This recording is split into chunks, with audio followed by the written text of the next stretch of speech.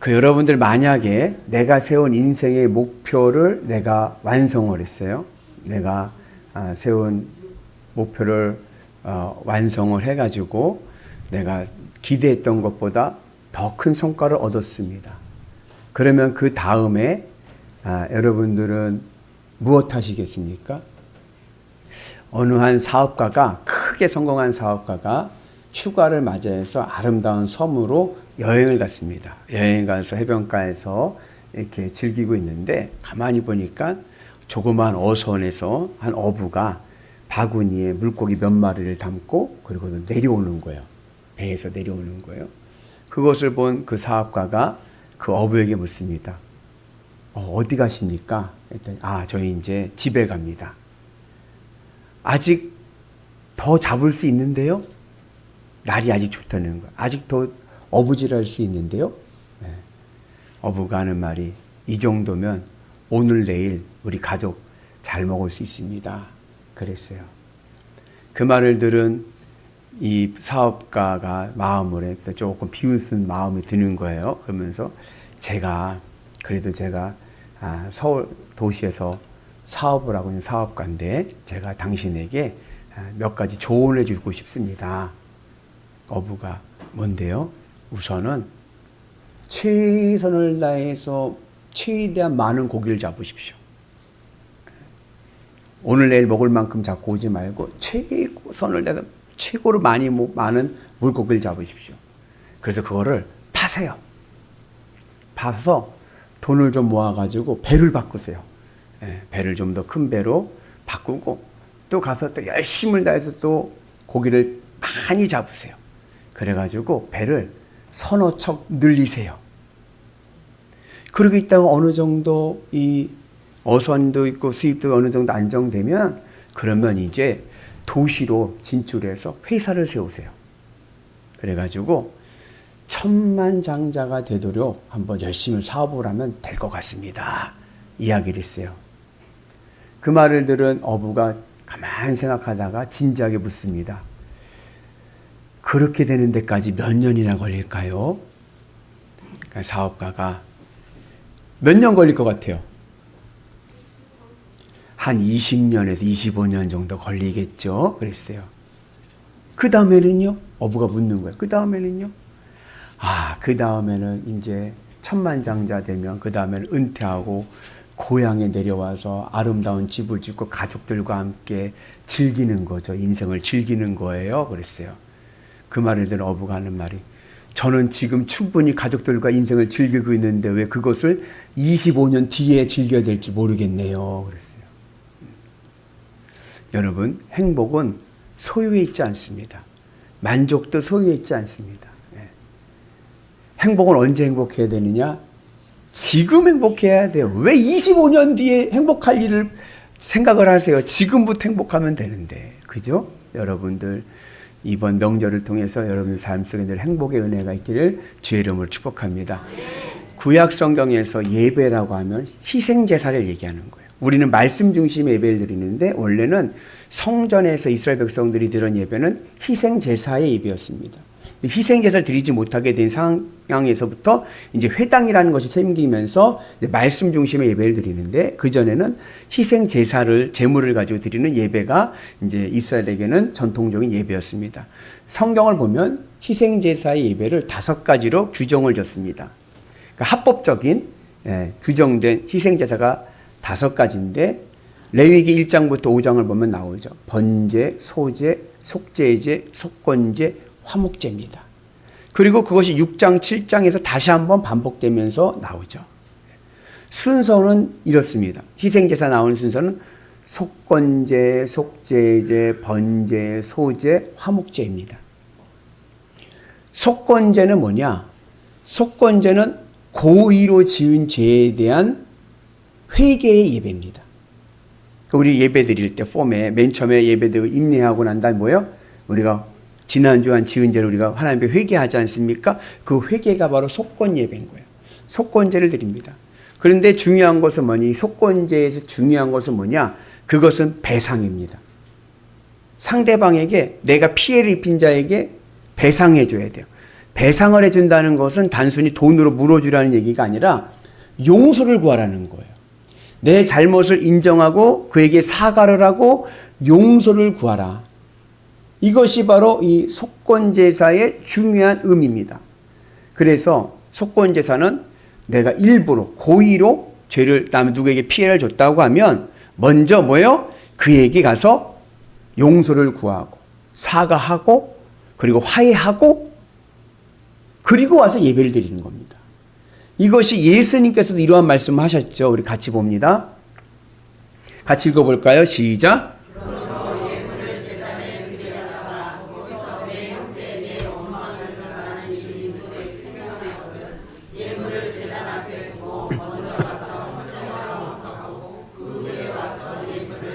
그 후에 와서 예물을 드리라.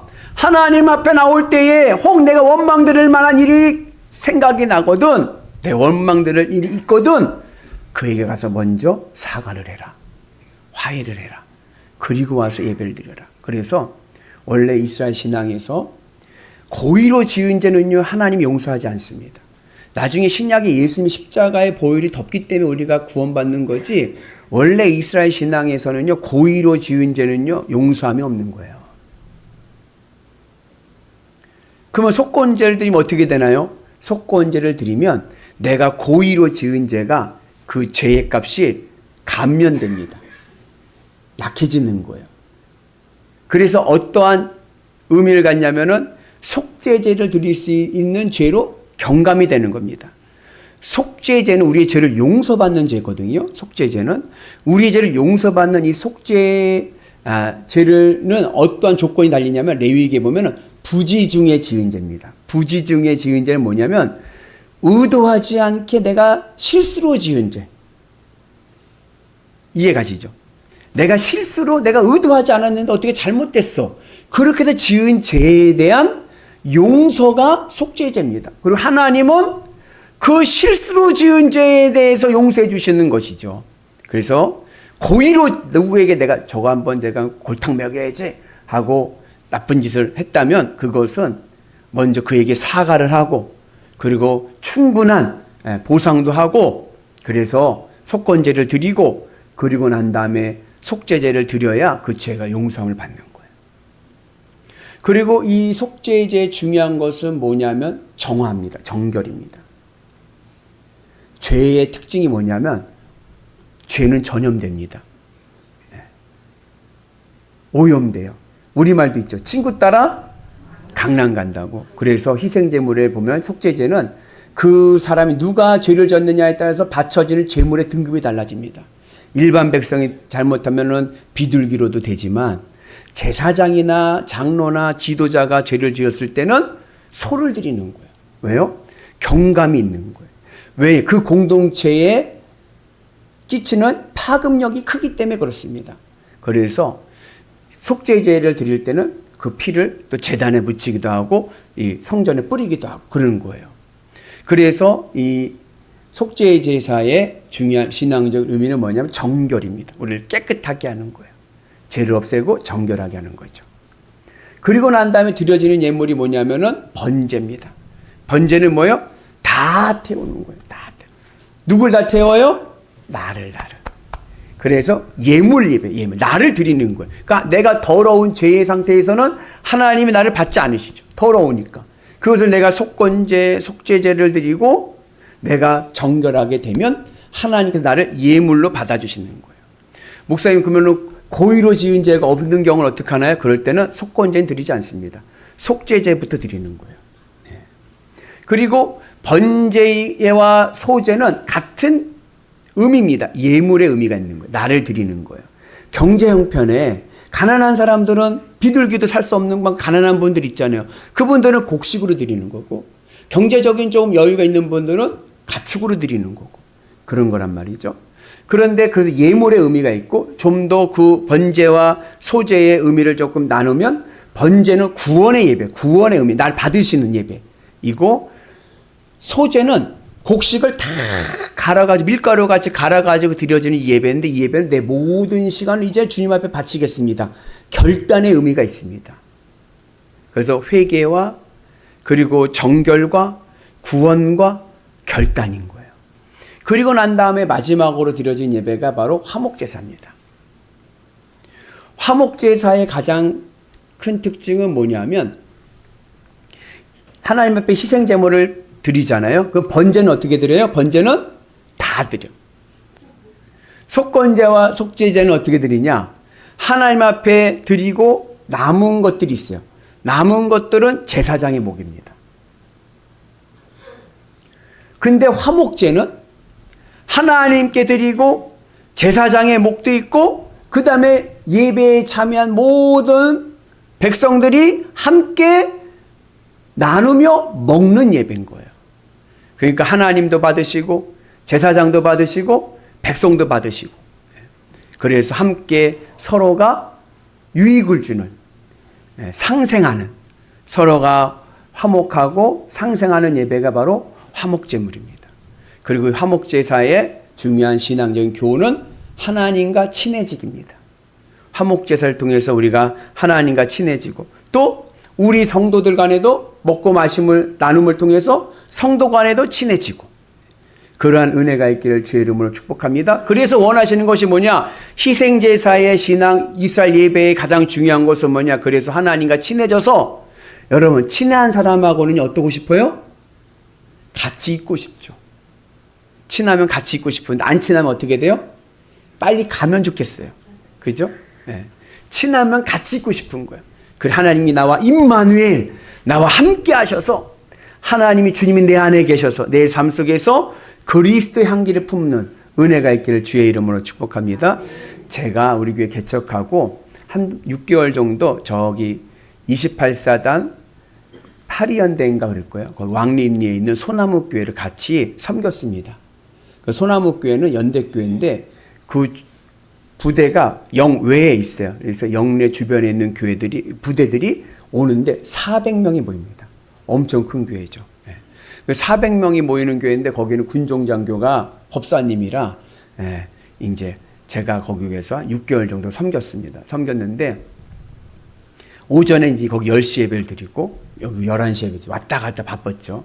근데 10시 예배 드릴 때 400명 정도 모여요. 왜냐면 연대장님부터 다 쫙 앉았으니까 예배 드리고 그 다음에 이제 저녁 예배를 드려요. 거기 7시간 지금 어쩔지 모르지만 저녁 예배를 드릴 때 보면요 얼마 안 모여요. 몇십 명 안 와요. 한 20명도 안 올 때도 있고 막 그래요. 그러면은 이제 군종들 뭐 대대 중대 군종들하고 이렇게 와요. 근데 그 소나무교회 참 신실한 소대장이 한 분 있었어. 청년인데 제가 보기에는 야 이런 청년이 없는 거예요. 정말 신실하고요. 겸손하고요. 얼마나 참 진짜 짱이야. 진국이야. 야, 참 좋은 소대장이다. 믿음도 좋다. 그랬죠. 근데 이제 가만히 제가 몇 달 지내다 보니까 독특한 걸 하나 발견했는데 그 소대장이 소속된 부대에서는 저녁 예배에 애들이 군종만 오는 거예요. 군종 한 명만 오는 거예요. 해당 군종만. 그래가지고 이제 하루는 이제 군종들하고 모여서 이제 티타임 하면서 물어봤어요. 아니 근데 왜 딴 데는 다 오는데 그 부대 그 군종은 왜 혼자 왔냐고 부대원들 왜 안 데려왔냐고 그랬더니 그 군종이 하는 말이 뭐냐? 목사님 사실은요 소대장님 때문에 안 옵니다. 왜요? 부대에서 엄청 무섭대요. 부대에서 엄청 무서워가지고 그 낮에는 초코파이 받고 뭐 받고 오면 자잖아. 그때만 잠 못 자고 그랬으니까 막 다 자고 그러니까 오는데 저녁에는 자유시간이 그런데 그 소대장 보기 싫어서 안 온다는 거예요. 그 말 듣고 깜짝 놀랐어요. 너무 무서워서. 네. 여러분 우리가요 주님의 은혜 안에서요 교회 안에서만이 아니라 교회 밖에서도 그리스도의 향기를 내뿜는 은혜가 있기를 축복합니다. 그래서 저는 바라기는 그냥 형식적인 그리스도인을 넘어서서 경건의 모양만 있는 almost 크리스찬이 아니라 경건의 능력은 없고 경건의 모양만 있어. 그 소대장 같은 분이죠. 경건의 모양만 있는 거죠. 거의 그리스도인이 아니라 경건의 능력도 있어서 늘 어느 곳에 가든지 그리스도의 향기를 바라는 인타이어 크리스찬 온전한 그리스도인이 되시길 주의 이름으로 축복합니다. 그래서 여러분들이 나는 작은 예수다. 이제 명절이잖아요. 가족들 모이고 그럴 때 나는 작은 예수다. 그리스도의 사랑과 향기를 내뿜는 은혜가 있기를 주의 이름으로 축복합니다. 그래서 이스라엘 백성들이 이제 화목제사를 드리는데, 화목제사를 드릴 때는 어떻게 드리냐? 6가지의 절차가 있는데, 먼저 뭐가 있어야 돼요? 희생 제물이 있어야 돼요. 화목제사를 드리고자 하는 자는 가축을 가지고 와야 됩니다. 뭘 가지고 온다고요? 가축. 가축은 뭐예요? 가축은 집에서 키운 거예요. 들짐승을 갖고 오는 게 아니라 어디서 사갖고 오는 게 아니에요. 예수님 시대 때는 사갖고 오잖아요. 사갖고. 그게 아니라 집에서 내가 눈물과 땀방울로 키운 가축을 가지고 오는 거예요. 그것도 제일 좋은 놈으로. 내가 제일로 사랑하는 가축을 가지고 오는 겁니다. 그 가축을 가지고 와서 그 다음에 어떻게 하냐면 안수를 하는 거예요. 누가 안수할까요? 재물을 가지고 온 사람이 하는 거예요. 재물을 가지고 온 사람이. 성경에서 재물에게 안수하는 데는 2가지 의미가 있습니다. 하나는 두 손으로 안수하는 것은 죄의 전가입니다. 대속죄일이나 이럴 때 할 때는 두 손으로 하죠. 그럼 내 죄를 이 재물에다가 넘기는 거예요. 전가하는 거예요. 오늘같이 화목제는 한 손으로 안수합니다. 한 손으로 안수하는 것은 양도하는 거예요. 내 것입니다. 내 것을 드립니다는 의미. 내 것을 드린다는 의미는 뭐냐면 이 재물이 누구다? 접니다. 접니다. 내 것을 드립니다. 나를 드립니다라는 의미예요. 그러면 이제 안수를 했어요. 그 다음에 어떻게 하냐면 그 희생 재물을 도살해요. 누가 할까요? 누가 할까요? 내가 하는 거야. 내가.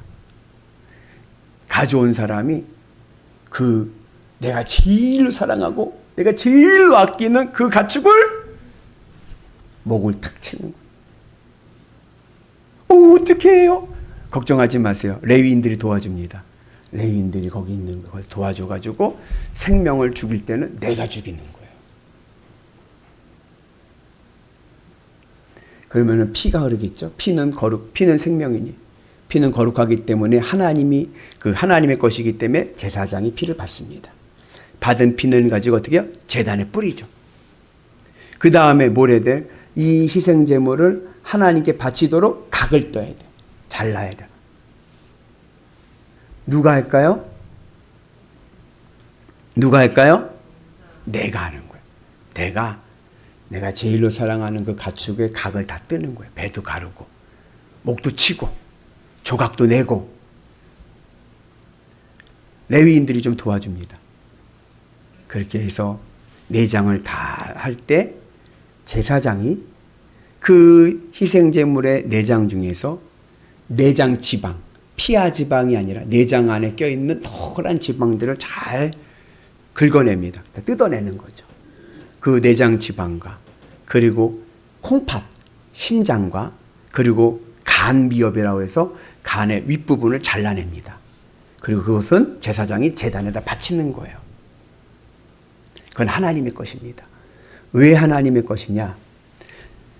여러분들 고기 중에 제일로 좋은 부위가 어디예요? 고기 중에 제일로 맛있고 제일로 좋은 부위. 예? 안심. 안심은 어디에 있는 거예요? 갈빗대에 있나요? 예, 그쪽에 있나요? 지금은요, 살살 녹는 안심고기가 제일로 좋았죠. 근데 이스라엘 백성들에게는 고기 먹는 날이 많지가 않았어요. 그래서 이스라엘 백성들에게는 그 당시에는 고기 중에 제일로 좋은 부위는 어디냐?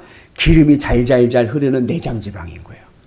우리는 지금 버리는 건데, 그때는 기름이, 그 지방이 제일 섭취해서, 옛날에만 해도 할머니들은 고기 가서 살 때 뭘 많이 달라고 그랬냐? 비계를 많이 달라고 그랬어요. 그런 거예요. 그래서 내장 지방을 드린다는 것은 그 재물, 내가 제일로 아끼는 희생 재물 중에서도 제일로 중요한 부분, 제일로 맛있는 부분은 하나님께 드린다는 의미예요.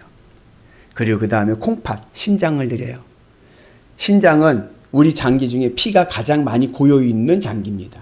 피는 생명이니. 이 유대인들은 이 신장에 우리의 마음이 있다라고 생각을 했습니다.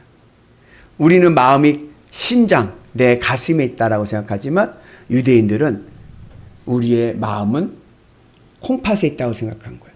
그러니까 내게 가장 좋은 것을 드리고 하나님께, 그 다음에 뭘 드려? 내 마음을 드리는 거예요. 하나님께. 그 다음에 간의 윗부분을 잘라서 드리는데, 간은 어떤 의미가 있냐면, 여러분들 감정은 어느 영역에 있습니까? 감정? 예? 뇌, 머리에 있어요? 감정은 뇌에 막 저기 생각하고 감정 있잖아요? 근데 유대인들은 감정은 간에 있다고 생각했어요. 근데 좀 일리가 있어요. 왜냐하면 열받고 스트레스 받으면 어디가 안 좋아져요? 간이 안 좋아져. 간이 썩어서. 그죠? 예, 그러니까는 그것도 맞는 말 같아. 그래서 내 감정을 드리는, 내 정성을 드리는 거예요. 그런데 왜 윗부분만 잘라서 드리느냐? 그 당시에는요, 점 보는 게 유행했어요. 중동에 점 보는데, 뭘 가지고 점을 보냐면 간점이 유명했어요. 간점. 짐승을 잡으면 배를 갈라서 간의 색깔을 보고 기륭화복을 치는 거예요. 그러니까 이스라엘 백성들이 가축의 배를 갈라서 간을 보면은 간이 무슨 새끼인지 궁금한 거예요. 간이 크기가 얼마나고. 그게 운세를 맞출 수 있는 길이거든요.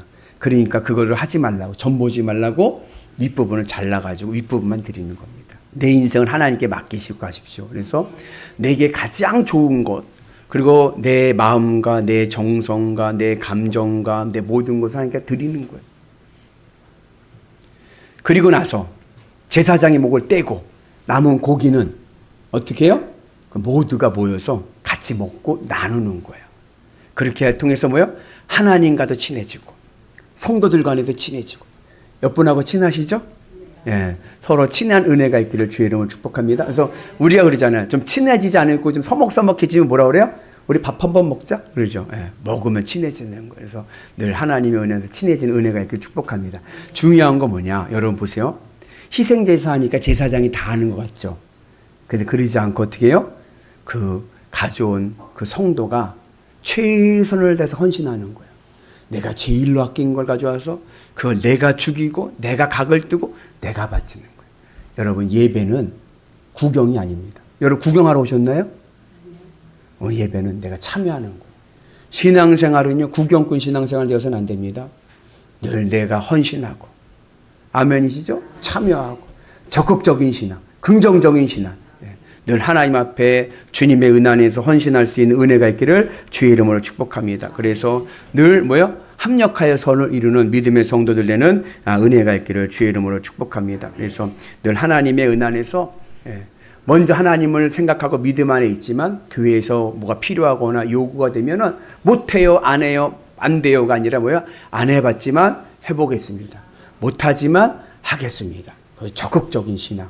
믿음 안에서 헌신할 때 하늘의 은혜와 하늘의 복이 넘쳐날 줄로 믿습니다. 그래서 우리가 주님의 은 안에서 늘 하나님과 화목하고 하늘의 은혜로 승리하기를 축복합니다. 그리고 레위 7장에 보면 그 화목제를 드리는 세 가지 케이스를 얘기합니다. 언제 화목제를 드리느냐? 화목제는 감사할 때, 감사제. 서원할 때, 서원은 뭐냐? 맹세하고 하나님 앞에 뭐 하는 거 있잖아요. 맹세할 때, 서원제. 그 다음에 자원제. 자원은 뭐냐면 아무 때나 내가 드리고 싶을 때 자원할 때. 근데 그때의 조건은 뭐냐면 기쁨입니다. 그래서 하나님 앞에 이 화목제를 드릴 때 감사할 때 드리는 거예요. 특이한 것은 뭐냐? 감사제는요. 오늘 우리 읽은 15절의 말씀이에요. 하나님 앞에 드린 그 희생 제물을 언제까지만 먹으래요? 같이 나눠 먹는데 내일 남겨두지 말라는 거예요. 오늘 다 먹으라는 거예요. 아주 중요한 신앙의 의미가 있습니다. 여러분 감사는 언제 해야 돼요? 감사는요 내일 감사한다는 얘기는 말이 안 되는 거예요. 목사님 저 내일부터 감사할게요. 아니에요. 그러면 지금은 불만이 있다는 거죠. 범사에 감사하라. 그래서 감사의 제물을 그날 다 먹으라는 얘기는 뭐냐면 지금 오늘 이 자리 감사하시죠?